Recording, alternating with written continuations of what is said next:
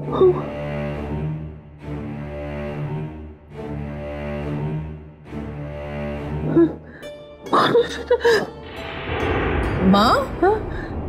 আপনাকে তো অস্থির লাগছে কেন?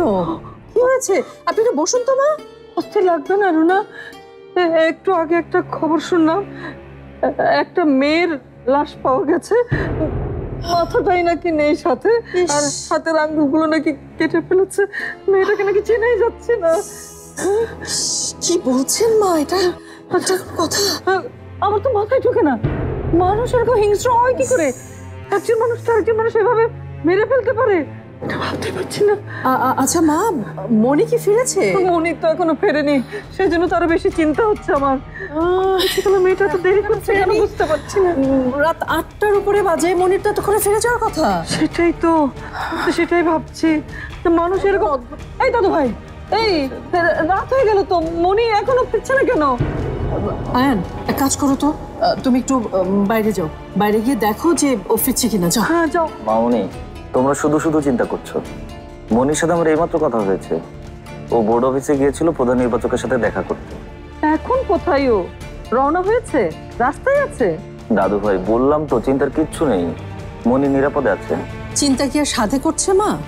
বাইরে যা কিছু হচ্ছে, যা শুনতে পাচ্ছি, খুন, রাহাজানি, ছিনতাই, নারীদের উপর অত্যাচার, উফ। সেই জন্যই তো তোমাকে বলি মামনি, ওকালতিটা চালিয়ে যাও। কয়েকজনকে তো অন্তত ন্যায় বিচারটা পাইয়ে দিতে পারবে। রুনা, আমার দাদু ভাই কিন্তু একদম ঠিক কথা বলেছে। তুমি কিন্তু একদম থেমে যাবে না। তুমি এই কাজটা করো। মনির মতো আরো কত মেয়ে অসহায় অবস্থায় আছে, তাদের একটু আইনি সহায়তার দরকার আছে তো। আমিও ভাবছি মা, দেখি কি করতে পারি। ওই তো মনি মনে হয় চলে এসেছে। হ্যাঁ, এই দাদু ভাই, খুব সাবধানে দরজা খুলবে। যদি দেখো শরাফত, খবরদার দরজা খুলবে না। ওকে আমি দারোয়ান দিয়ে একদম বের করে দেবো। তুমি দেখো, দেখে খুলবে। চাও।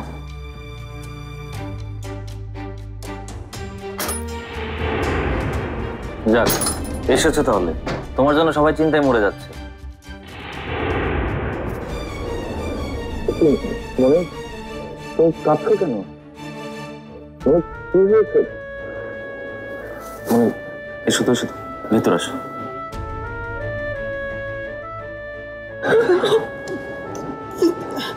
আরে মনি, কি হয়েছে?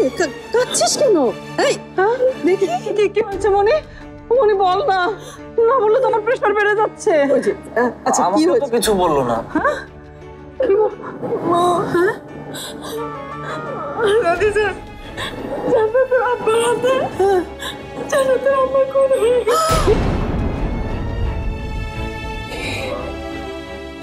বলিস কি? কখন, কোথায় হলো এটা?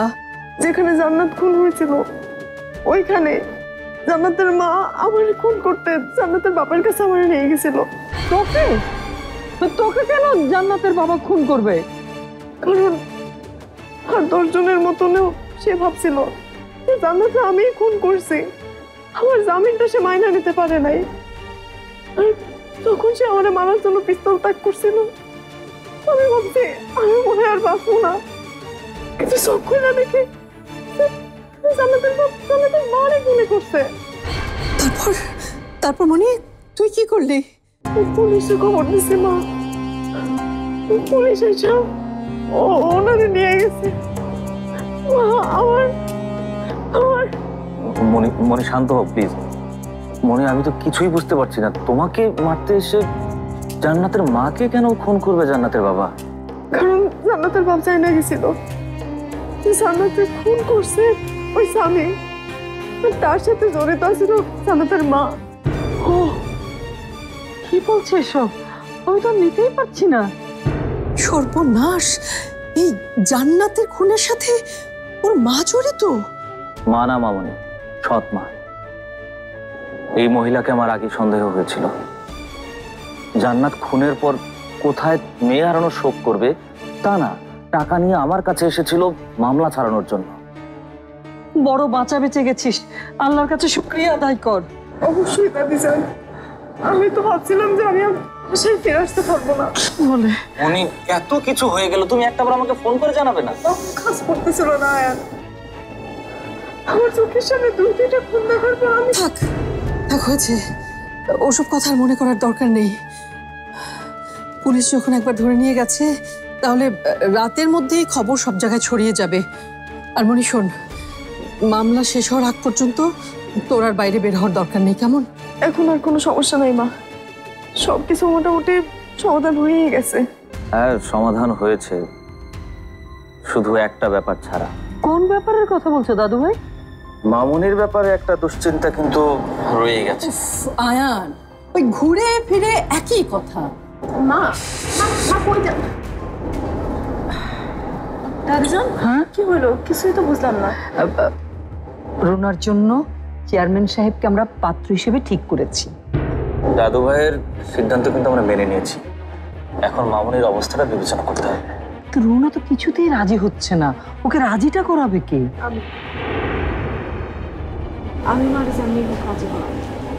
আর চেয়ারম্যান স্যার তো ভালো মানুষ, সে আমাদের গার্জিয়ানের মতো।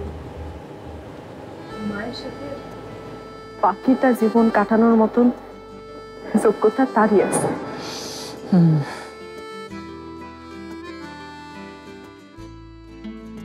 মনে হয় জানো, রাজি করাতে পারলে একমাত্র মনিই পারবে।